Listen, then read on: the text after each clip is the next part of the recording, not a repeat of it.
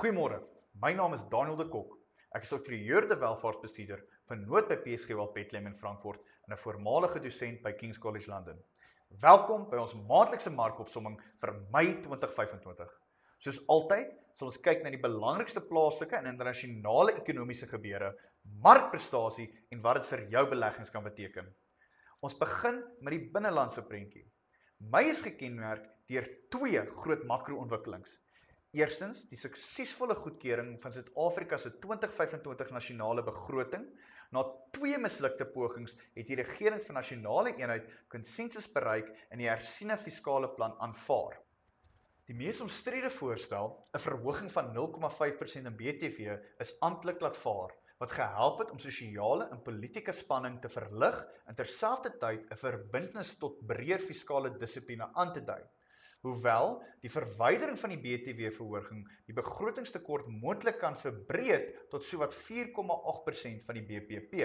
Die tweede belangrikste tema was inflasie. Die kerninflasie het gedaal tot 3%, die laagste vlak sedert middel 2021. Dit het die Suid-Afrikaanse Reserwebank ruimte gegee om die repo-koers met 25 basispunte te verlaag tydens 'n vergadering op 29 Mei. Die Reserwebank het ook sy inflasievooruitskatting vir 2025 verlaag na 3,2% en sy BBP groeivooruitskatting gesny na 1,2%, met verwysing na voortdurende uitdagings vir binnelandse vraag. Vir skuldbesitters is hierdie rentekoersverlaging goeie nuus, maar dit dien egter ook as 'n tydige herinnering dat kontant nie altyd koning is nie. Met rentekoers wat begin daal, kan tradisionele geldmarkbeleggings se aantreklikheid begin afneem.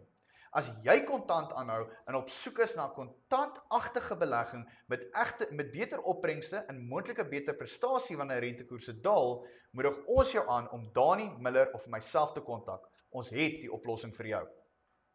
Die JSE Top 40 indeks het met 2,86% gestyg, ondersteun deur verbeterde beleggersentiment en dalende rentekoersverwagtinge. Op Woensdag het die JSE algehele aandele indeks 'n nuwe rekordhoogtepunte van 97000 bereik, 'n styging van 27% oor die laaste jaar. Op die wêreldtoneel het 'n wye verskywing in risikogeneigtheid op kommende markte, insluitend Suid-Afrika, goed geondersteun.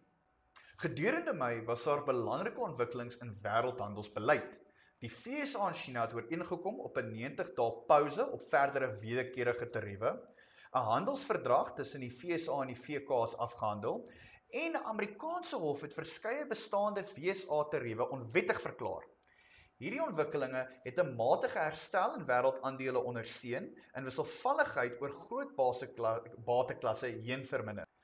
Plaaslik het president Ramaphosa 'n afvaardiging na Washington gelei om president Trump te ontmoet. Hoewel die vergadering baie aandag getrek het, was die onmiddellike markimpak maar beperk. Dit het egter die weg gebaan vir formele gesprekke oor samewerking in die kritieke minerale sektor, 'n moontlike strategiese area vir Suid-Afrika, veral binne die konteks van wêreldwye energietransisies. Wat die geldeenheid betref, het die Suid-Afrikaanse rand versterk en op 26 Mei R17.85 teenoor die Amerikaanse dollar bereik, voordat die maand effens sagter afgesluit het op R17.92. Die herstel is ondersteun deur beide plaaslike monetêre verruiming en algemene verbetering in internasionale risikosentiment. In saamvatting was Mei 2025 'n sterk maand vir Suid-Afrikaanse markte, onderbou deur fiskale vordering plaaslik, dalende inflasie en verbeterde internasionale handelssentiment. Hoewel teenwinde steeds bestaan, insluitende flou BBP-groei en brose geopolitiese toestande, het die maand broodnodige stabiliteit en vorentoe momentum aan verskeie sleutelsektore gebied. Soos altyd, moedig ons jou aan om gediversifieerd te bly vir gefokus op die langtermyndoelwitte en om Dani Miller of myself te kontak as jy pasgemaakte strategieë in hierdie dinamiese omgewing wil verken. Dankie dat jy gekyk het. Ons sien jou weer volgende maand met nog 'n bywerking.